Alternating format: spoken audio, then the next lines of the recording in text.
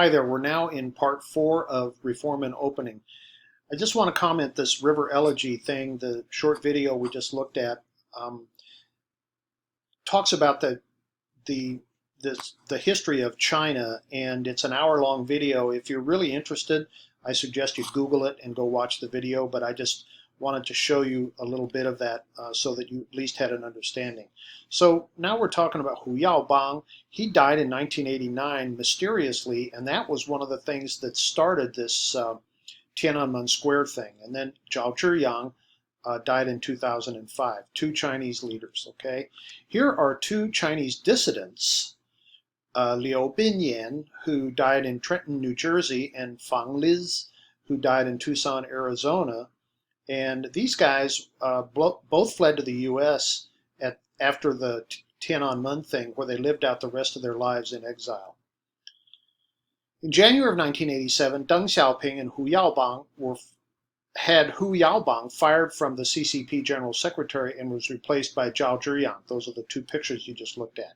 As inflation peaked at the end of 1988, austerity policies to reduce inflation caused erosion of real incomes, and dissatisfaction spread in urban areas. Students from universities in Beijing started a movement on April 15, 1989, upon learning of Hu Yaobang's sudden death. Now, I want to show you some pictures of myself. I started traveling to China in 1985, and so these are some pictures of me. That's me in the striped shirt. I used to work for a company called Payless Shoe Source that was named Volume Shoe Corporation, and taking visitors to a factory in China. And here is me, again, a younger me, walking in. That was the president of our company at that time, a guy named Larry Mickley, walking into the factory. And there I am explaining shoe production to Larry in the shoe factory. And here's another picture of a stitching room. You kind of could see behind hundreds and hundreds of people making shoes. And then this is another assembly line for the vulcanization process, which is a kind of method to make shoes.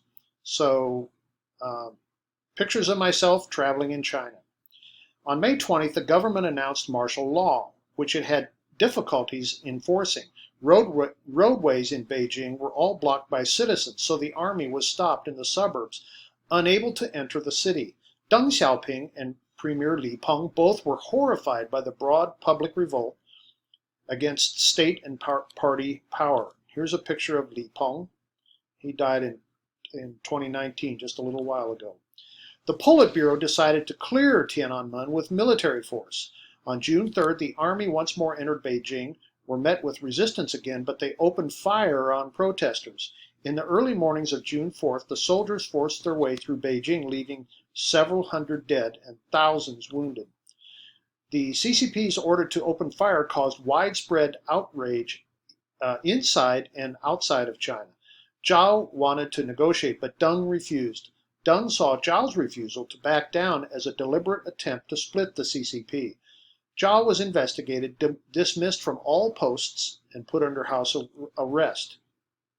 He was replaced by Jiang Zemin and later Zhu Rongqi, both major leaders of reform in the big cities in the 1980s. Both prioritized stability when facing popular unrest. China experienced a long period of political stability after the Tiananmen event, which surprised many observers. Picture of Jiang Zemin. He's 95 years old this year, and Zhu Rongqi, who's 93 this year, both still alive. After economic disturbances of 1988 and the political disturbance of 1989, China's economic reforms came to a temporary halt.